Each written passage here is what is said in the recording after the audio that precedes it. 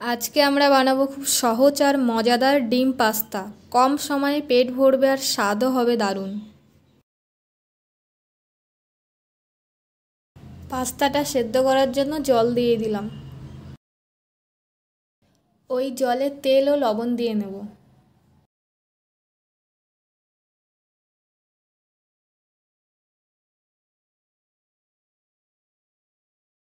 জলটা গরম হয়ে গেছে, এবার পাস্তাটা দিয়ে দিলাম।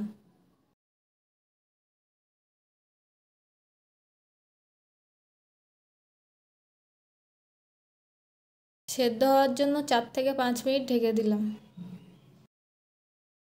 ভালোভাবে সেদ্ধ হয়ে গেছে, এবারে আমি জলটা ঝরিয়ে নেব।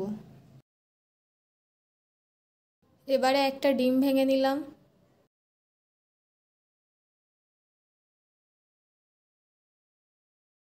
তার মধ্যে লবণ দিয়ে দিলাম ও হলুদ দিয়ে দিলাম।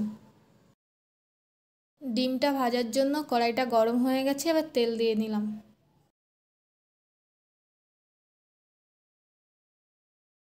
তারপরে ডিমটা দিয়ে দিলাম। এবারে ডিমটা ভাজা হয়ে গেছে, তুলে নেব। কড়াইটা গরম হয়ে গেছে, এবার তেল দিয়ে নিলাম।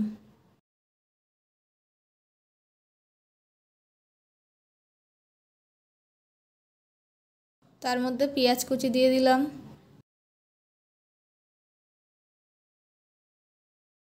কেটে রাখা গাজর দিয়ে দিলাম। ক্যাপসিকাম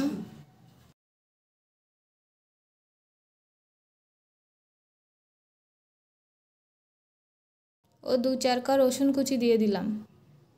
টমেটো কুচি দিয়ে দিলাম। কাঁচা লঙ্কা চেরা দিয়ে দিলাম। এবারে সবগুলো ভালোভাবে নেড়ে চেড়ে নিলাম।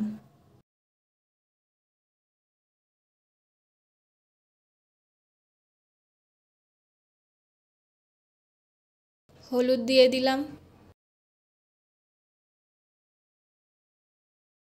আমি আমার পরিমাণ মতন লবণ দিয়ে দিলাম, আপনারা আপনাদের পরিমাণ মতন লবণ দিয়ে নেবেন। তারপরে ভালোভাবে ভেজে নিলাম। সবজিগুলো ভাজা হয়ে গেছে, এবার পাস্তা দিয়ে দিলাম।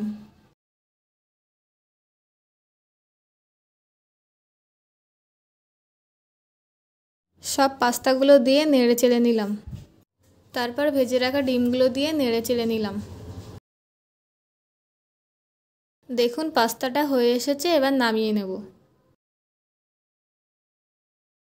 এই নিন গরম গরম ডিম পাস্তা তৈরি। সকালের নাস্তা হোক বা সন্ধ্যার ক্ষুধা, সব সময়ের জন্য একদম পারফেক্ট।